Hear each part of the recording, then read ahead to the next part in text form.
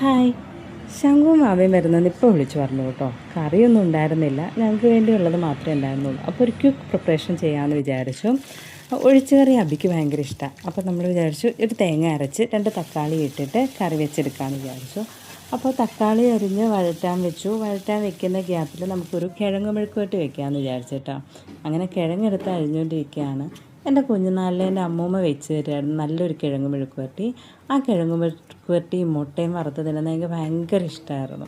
അപ്പോൾ ഈ കിഴങ്ങ് മെഴുക്കുവരട്ടി ഉണ്ടാക്കുന്ന കിഴങ്ങരിയുന്ന ഗ്യാപ്പിൽ തന്നെ നമ്മൾ തേങ്ങ അരച്ചായിരുന്നു. തേങ്ങ നമ്മൾ ജീരകവും ചുമന്നുള്ളി ഒരിച്ചിരി വെളുത്തുള്ളിയും കൂടി ഇട്ട് തേങ്ങ അരച്ചത് തക്കാളി വഴന്ന് വന്നപ്പോഴത്തേനും തക്കാളിക്കകത്തേക്കിട്ട് ഇനി അതിനകത്തേക്ക് കുറച്ച് വെള്ളവും കൂടി ഒഴിച്ചിട്ട് ഒന്ന് ചെറിയ ചൂടിൽ ഒരു തിള വരുന്നത് വരെ നമുക്കൊന്ന് സ്റ്റൗവിൽ തന്നെ വെക്കാം കേട്ടോ. തീ കുറച്ചിട്ട് വെക്കണം. പിന്നെ കിഴങ്ങ് അരിഞ്ഞ് കഴിഞ്ഞിട്ട് 2 പച്ചമുളക് ഒരു എരിവിന്, പിന്നെ ഇച്ചിരി എണ്ണ ഒഴിച്ച് അതിനകത്തേക്ക് ഇട്ടിട്ട് ഒരു കളറിന് വേണമെങ്കിൽ ഒരു നുള്ളു മുളക് പൊടി ഇടാം. പിന്നെ ഒരലങ്കാരത്തിന് കറിവേപ്പില അതും കൂടി ഇട്ട് ആ എണ്ണയ്ക്കകത്തും അതും ചെറിയ ഫ്ലെയിമിൽ വെച്ച് നമുക്കൊന്ന് വഴറ്റിയെടുക്കാം. അപ്പോൾ ഈ വഴറ്റുന്ന സാധാരണ നന്നായിട്ട് അടുക്കി പിടിക്കും കേട്ടോ. ഇതുപോലെ അർജുൻ്റെയൊക്കെ അച്ഛനും ഭയങ്കര ഇഷ്ടമായി കിഴങ്ങ് മെഴുക്കുവരട്ടി ഉണ്ടാക്കാൻ. അത് നന്നായിട്ട് ഫ്രൈ ആവണം. പിന്നെ തോരനും കൂടെ വെക്കാമെന്ന് കരുതി. തോരനൊന്നും ഉണ്ടായിരുന്നില്ല കേട്ടോ. അപ്പം തന്നെ കുഞ്ചൂട്ടിനെ വിട്ടിട്ട് ഒരു പാവയ്ക്ക വാങ്ങിച്ചു. പാവയ്ക്ക മാവ് വന്നിട്ടാണ് അരിഞ്ഞു തന്നത് കേട്ടോ.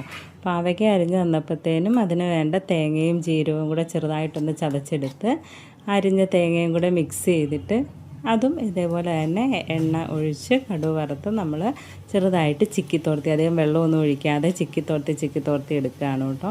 പാവയ്ക്കയ്ക്ക് ചെറിയ കയ്പുള്ളത് കൊണ്ട് തന്നെ അങ്ങനെ ആർക്കും ഇഷ്ടമല്ല, എങ്കിലും നമ്മളത് പ്രിപ്പയർ ചെയ്തെടുത്തു. ഇനി ചോറ് വിളമ്പാണ്. ചോറ് വിളമ്പുമ്പോൾ അറിയാമല്ലോ, ഞങ്ങൾ നല്ല വെള്ളച്ചോറാണ്. ആ ചോറിനകത്തേക്ക് തോരനും മെഴുക്ക് പുരട്ടിയും ഈ ഒഴിച്ച് കറി ഒഴിച്ചു. പിന്നെ അച്ചാറുണ്ടായിരുന്നു. ഡബിൾ ഉള്ളിക്ക് അച്ചാർ വീട്ടിൽ നമ്മൾ ഉണ്ടാക്കി തന്നു വിട്ടതാണ് കേട്ടോ. തീരാറായി. പിന്നെ ഒരലങ്കാരത്തിന് ഇന്നലത്തെ മീൻ വറുത്തതും കക്ക ഇറച്ചി തോരനും ഉണ്ടായിരുന്നു. പിന്നെ ബീഫ് ഫ്രൈ വാവ കൊണ്ടുവന്നതാണ് കേട്ടോ. അതെല്ലാം കഴിച്ചിട്ട് എല്ലാവരും സന്തോഷത്തോടെ അവർ യാത്രയാവുകയാണ്. ശങ്കൂട്ടൻ എപ്പോഴും പോകുന്നതിന് മുന്നേ പറയുന്നതാണ്, എന്നാ വരുന്നത്, എപ്പോഴും ഞാനല്ലേ ഇങ്ങോട്ട് വരുന്നത്, അങ്ങോട്ട് വരില്ലേ എന്നൊക്കെ എപ്പോഴും ചോദിക്കും കേട്ടോ. അങ്ങനെ എല്ലാ പ്രാവശ്യം അതൊരു സീനാണ് ശങ്കൂട്ടൻ പോകുന്നതിന് മുമ്പ്.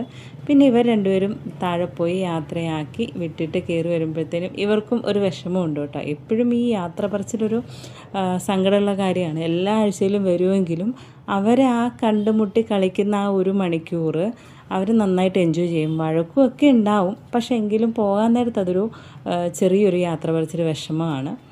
ശങ്കുട്ടൻ്റെ പല്ല് പറഞ്ഞ് കിളിച്ചുകൊണ്ടിരിക്കുകയാണ് കേട്ടോ. എങ്ങനെയാണ് ഞങ്ങളുടെ ഈ സെൽഫി?